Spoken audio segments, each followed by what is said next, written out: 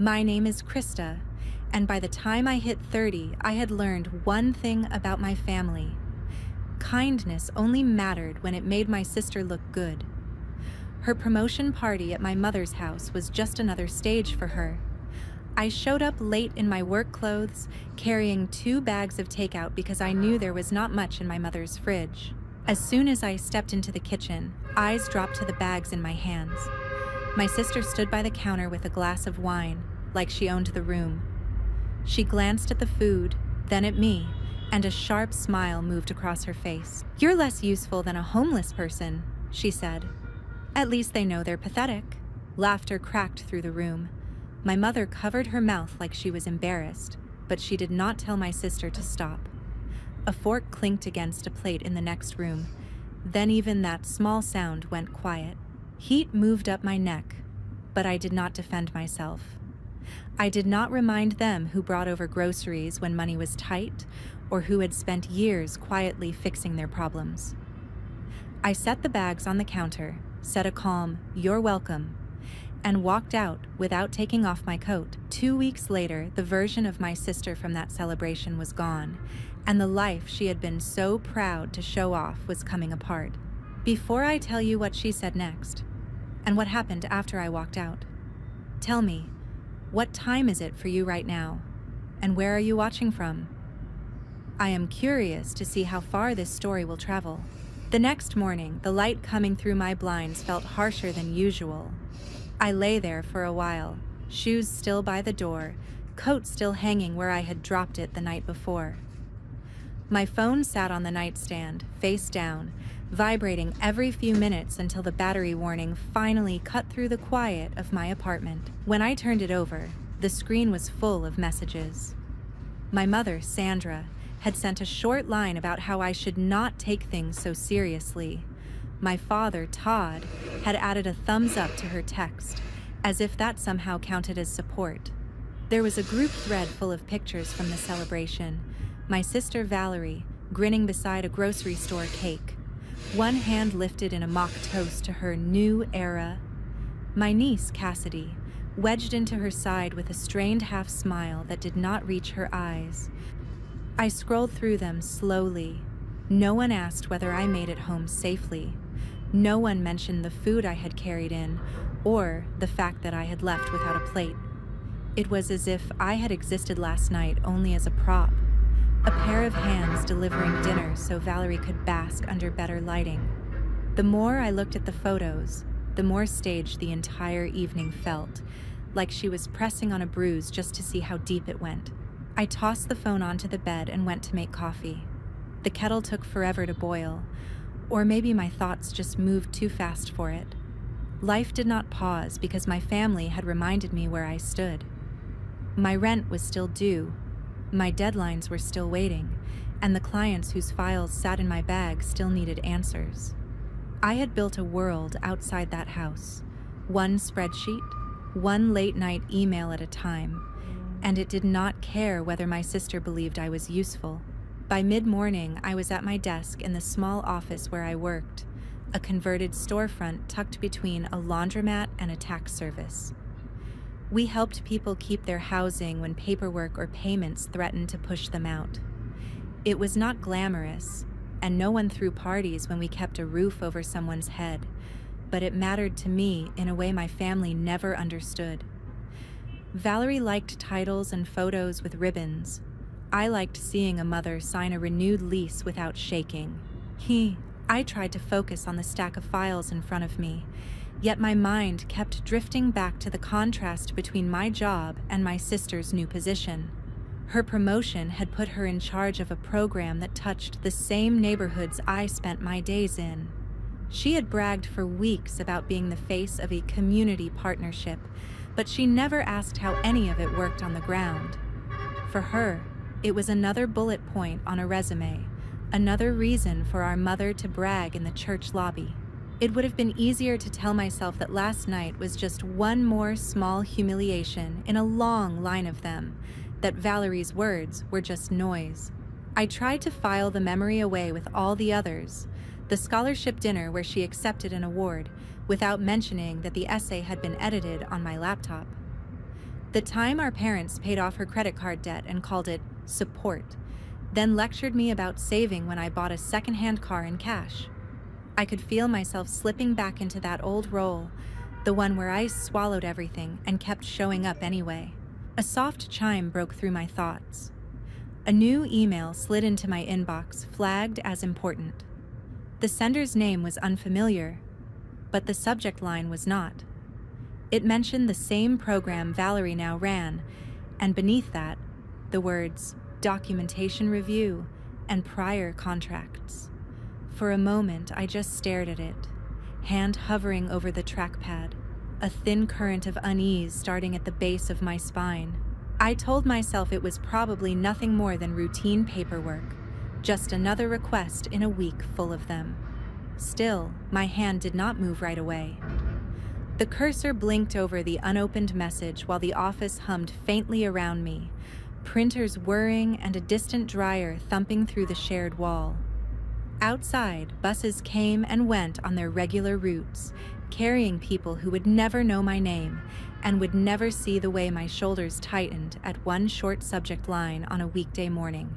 By Saturday afternoon, I had run out of excuses not to open that email. All morning, I circled it, clearing small tasks. The subject line stayed at the top of my inbox while I shuffled papers I already knew by heart. Each time my eyes passed over it, a slow pressure tightened behind them. Eventually, I closed my office door, sat down at my desk, and clicked. The sender introduced herself as a program coordinator named Carmen Hill. Her message was brief and precise. Her team was reviewing a housing initiative that had later been folded into a wider partnership. In the early days of that initiative, our office had helped tenants complete the required forms. My name appeared on several of those files. Carmen asked whether I still had copies of specific agreements and emails. There were gaps in the records she had received and dates that did not match the signatures.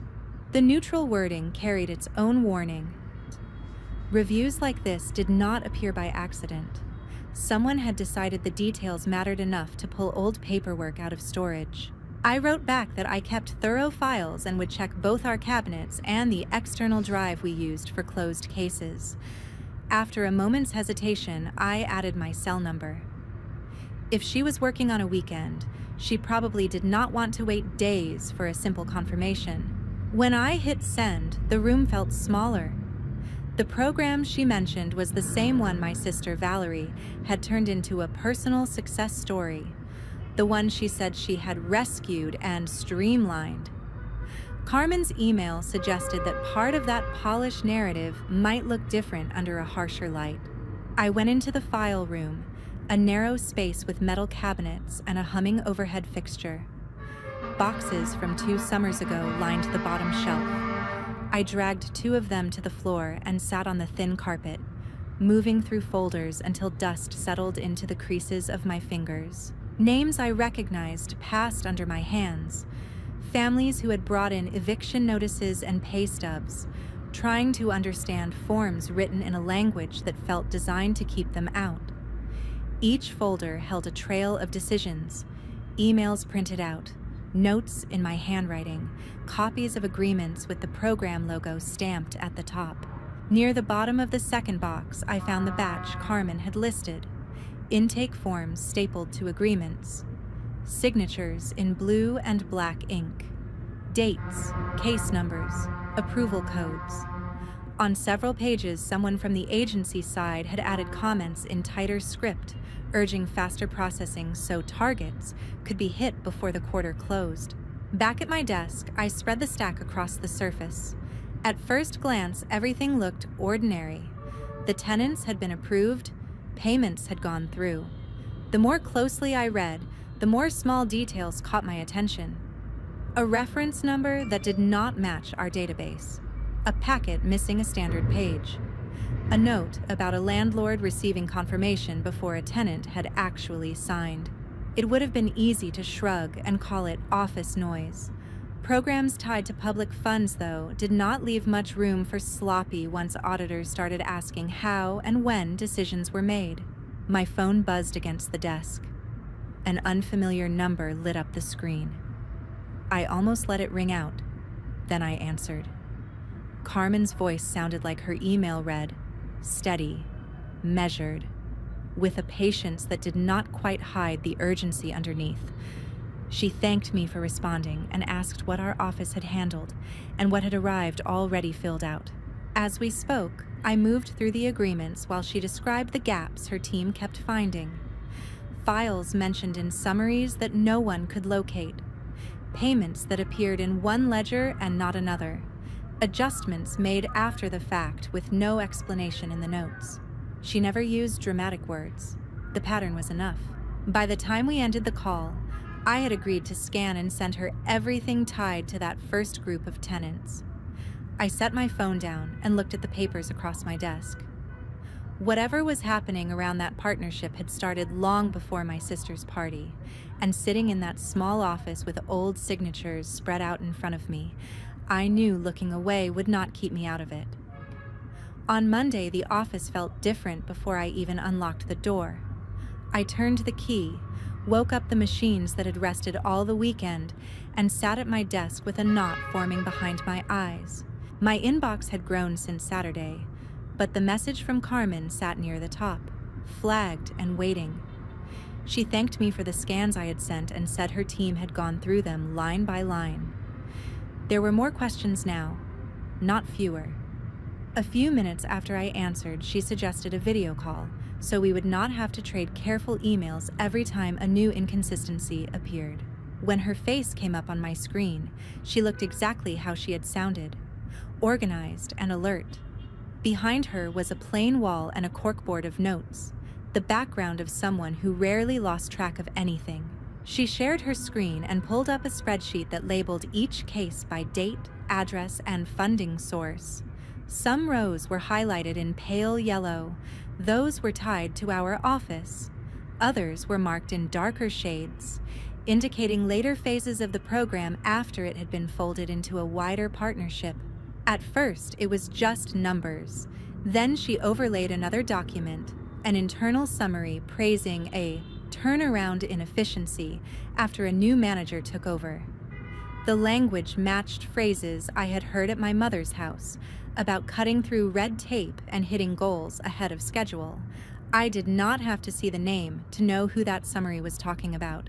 Carmen zoomed in on a cluster of entries. The dates on our original agreements lined up with when tenants received help, but the internal reporting showed a different timeline. Some approvals appeared to have been counted twice, first under the pilot project, and then again under the larger partnership. In other cases, the support had gone to landlords with fewer checks than the guidelines required. She noted that sometimes people made mistakes when a program moved between departments. Data could be imported incorrectly. Fields might not match. None of that would explain why notes in the margins urged staff to move certain files faster, or why those same files later appeared in presentations about record-breaking performance. As we spoke, a second name appeared in the corner of the call. A project manager named Brett joined from a different office. He handled contracts for the partner organization that had supplied part of the funding, where Carmen's questions focused on process. His focused on outcomes. He wanted to understand why payments listed as tenant assistance had in some instances gone straight to property owners with histories of late repairs and complaints. I listened while they compared what my records showed with what their systems displayed. Their tone stayed professional, but the gaps did not shrink as they talked. They widened into something harder to ignore. My role was simple: confirm what our office had done and when. We had received applications, checked documentation, and forwarded complete packets according to the written rules.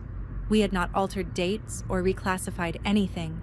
Once the approvals left our hands, they moved into an environment I could only see through the trail on Carmen's screen. At one point, Brett pulled up a slide deck from a public presentation the agency had given earlier that year. Photographs of families appeared next to tall bars on a chart with captions about doubling impact in under 12 months.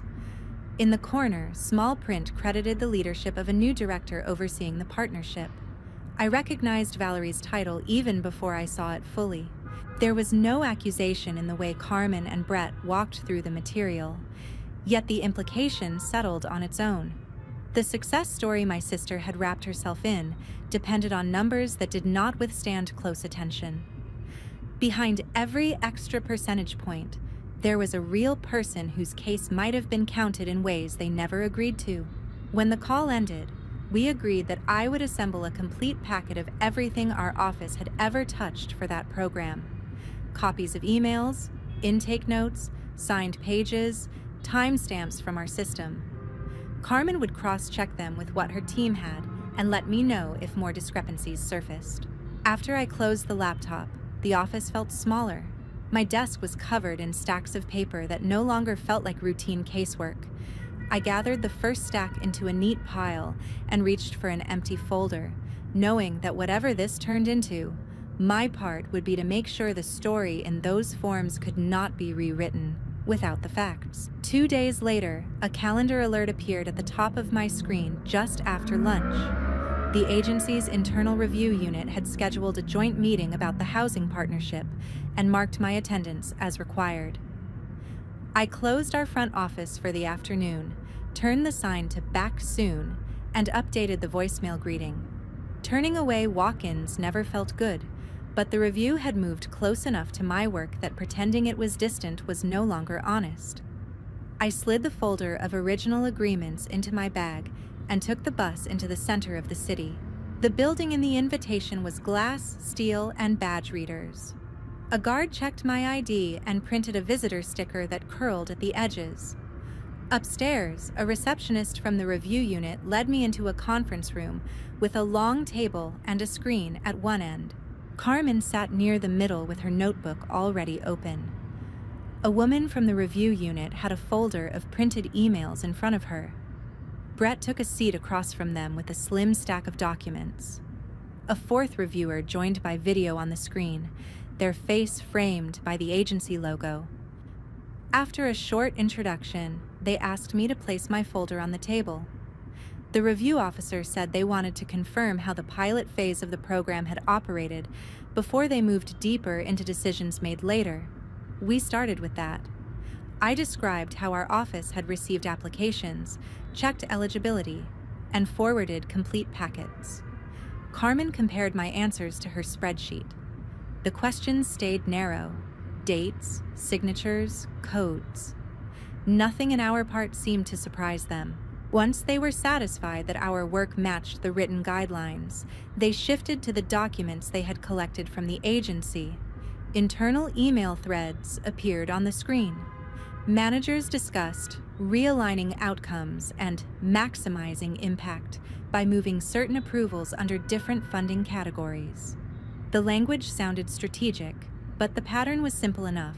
The same cases helped lift more than one set of numbers. Slides from a presentation to funders followed. Bars on a chart climbed beside captions about doubling reach in under a year. A separate slide carried a congratulatory message praising decisive leadership for turning a struggling pilot into a model partnership. In the corner, a title credited a new program director with the turnaround.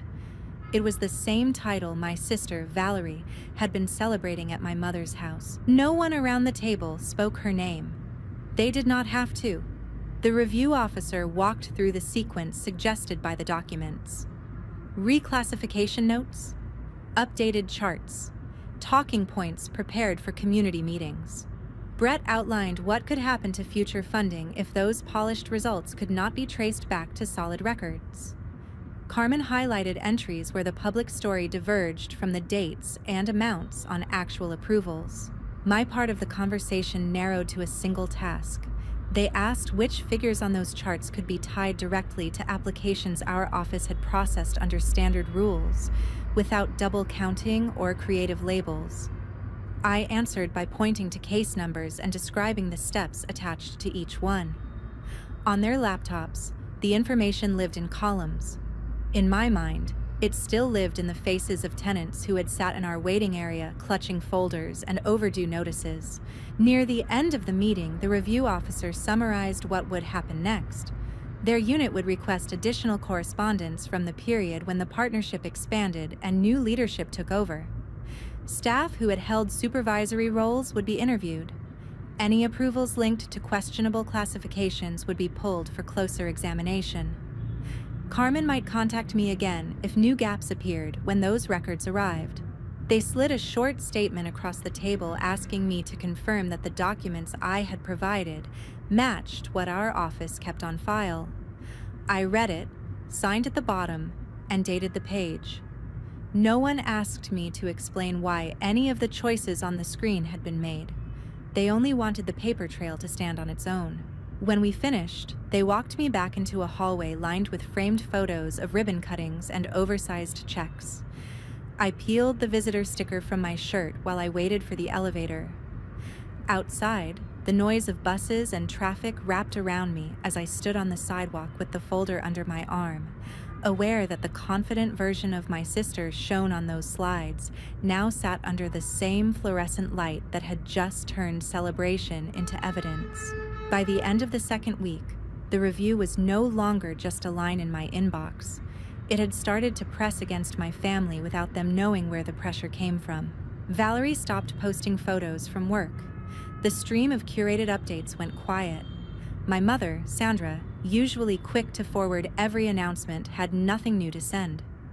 The group thread that had been full of exclamation points slid into weather comments and recycled jokes.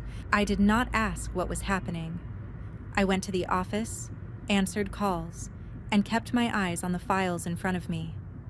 Carmen checked in twice by email, asking for small clarifications on case numbers and filing notes. From my side of the screen, the review still looked like paperwork. It was my father, Todd, who finally broke the surface. One evening he called while I was standing at the stove, letting his name ring longer than usual. When I picked up, he talked about traffic before circling toward what he wanted. There had been some confusion at Valerie's job. People were reading too much into minor issues. He said the review team was slowing everything down and hinted that if I had any way to clear things up, I should. He did not know what documents I had given Carmen or how detailed her timeline had become. He only knew that the story he liked telling, his eldest daughter turning a struggling project into a showcase, no longer landed the same way when coworkers mentioned a review in the same breath. Later that night, a longer message from Sandra arrived. She wrote about stress and sleepless nights. She called Valerie fragile and devoted, mentioned the extra hours her favorite child claimed to work, and wrapped it all in one request. Do whatever I could to fix this before it ruins her. None of her words mentioned the tenants whose cases sat inside those charts. Midweek, Carmen sent a short update. Her unit had finished the first phase of their review. Several of the most celebrated statistics tied to the partnership would have to be corrected. Some contracts would not be renewed. There would be consequences for staff who had approved reclassifications without enough documentation.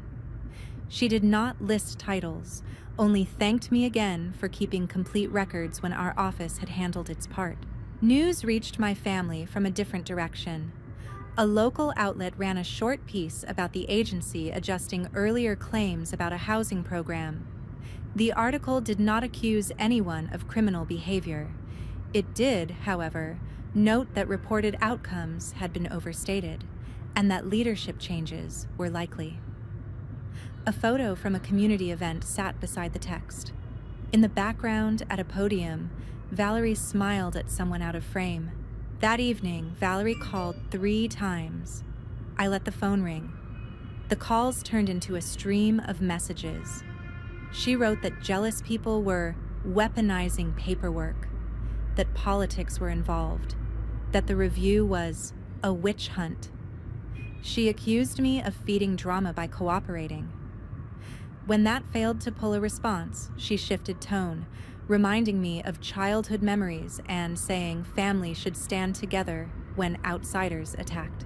I read each line and closed the thread without replying. Sandra followed with voice messages, her tone tipping between anger and pleading.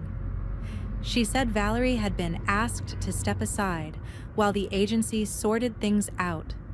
She insisted it was temporary, then admitted she did not know whether the position would still exist by the time decisions were made. Todd said little after that first call, but his quiet carried its own weight. He had leaned on Valerie's title as proof that their parenting had worked. Now that proof sat next to a correction notice. At the office, the partnership's brochures were updated. New materials dropped the bold claims about doubling reach and focused instead on eligibility and process. Carmen sent one last note to let me know that the tenants we had helped would keep their support regardless of how the agency rewrote its public story. In my apartment, the containers I had carried to the promotion party were washed and stacked in a cabinet, the only physical trace of that night. The insult in my mother's kitchen no longer felt like the main injury. It had become the moment when one version of my role in this family ended. For years, I had absorbed every slight and kept showing up anyway. Now, all I had done was tell the truth about old files, and the story my sister lived in had shifted without me lifting anything heavier than a folder. Long after the partnership's numbers were corrected, the silence around my family stopped feeling accidental. I heard about my sister's job through a forwarded screenshot. A colleague sent me a clipped image of an internal bulletin. In the middle of routine announcements, one line said the director of the housing partnership had resigned, effective immediately. The wording was polished and vague, full of transition and organizational changes, with no hint of another role attached. That evening, my mother, Sandra, called. She said Valerie had emptied her office and dropped a box of framed certificates on the living room floor. The photos from the promotion party lay face down on the table. My mother blamed office politics, jealous coworkers, the review unit that cared more about forms than families. The story bent in every direction except toward the decisions that had led to that bulletin. I listened until her anger collapsed into long pauses. Then I told her I was sorry she was hurting and that I hoped Cassidy had somewhere calm to go when the house felt tight. I did not suggest a plan, or offer to talk to anyone, or float arguments she could use on Valerie's behalf. For once, I let the situation sit where it belonged. A few days later, Valerie sent an email instead of a message. She wrote that she had trusted staff who let her down, that everyone pushed the edges of the rules, that she was being singled out because she had become the face of the program. Between those explanations, she described walking into rooms where conversations stopped and watching friends step back, as if the safest place to be was suddenly far from her.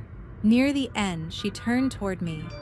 She wrote that our parents were devastated, that Cassidy was confused, that I had always looked for flaws in whatever she did. She did not mention the sentence in my mother's kitchen.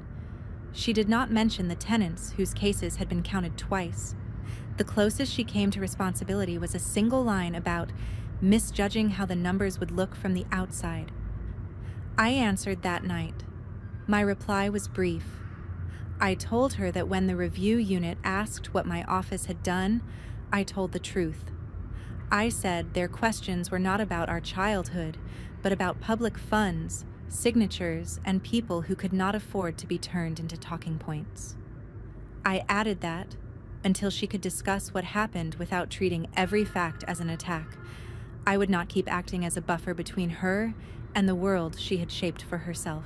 After I sent it, I set a filter so new messages from her would land in a folder I opened only when I chose.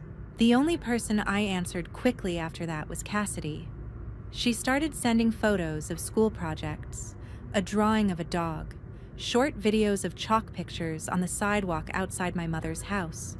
In one image, she had drawn a small square house and written "safe" above the roof.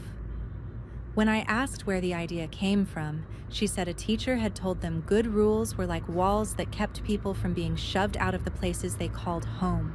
On a mild Saturday, we met at a park halfway between my apartment and my mother's street. We walked the path along the fence while she talked about an art show her class was planning. She did not ask many direct questions about her mother. Children learn to read tension without names. Still, as we passed a bench facing the road, She tightened her grip on my hand and asked whether I still liked sharing food with people who needed it. I told her that I did, that one cruel comment in a crowded kitchen did not change the way I measure worth.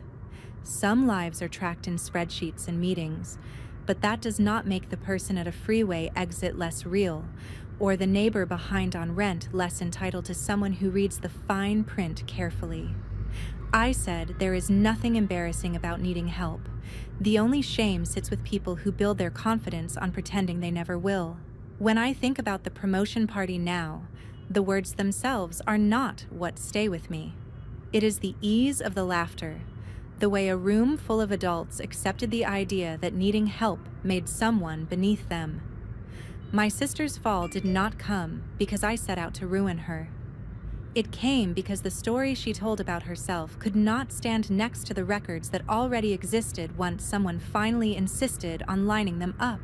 I have not gone back to my mother's house since the review ended. I take some of Sandra's calls when I have the energy, mostly to hear how Cassidy is doing and whether she still draws houses with thick lines around the edges. I no longer sit at tables where my value is measured by how quietly I absorb whatever someone else needs to unload. Distance has not healed anything between us, but it has made the boundaries real. I can care about them without agreeing to step back into the role they chose for me. If there is a lesson in all of this, it is not that every hateful sentence gets answered or that truth always lands where people can see it. It is that quiet choices, keeping accurate records, refusing to dress numbers up to flatter someone's ego, walking away from jokes that cut through people who are not in the room, matter more than they seem to in the moment. Integrity does not guarantee comfort or applause. It does, however, give you something solid to stand on when someone tries to convince you that you are worth less than the person they feel safe mocking. Thank you for staying with my story to the end. If any part of it made you think about the lines you draw with your own family or the quiet ways you look out for other people, I would be glad to hear it. And if you simply listened in silence, that counts too.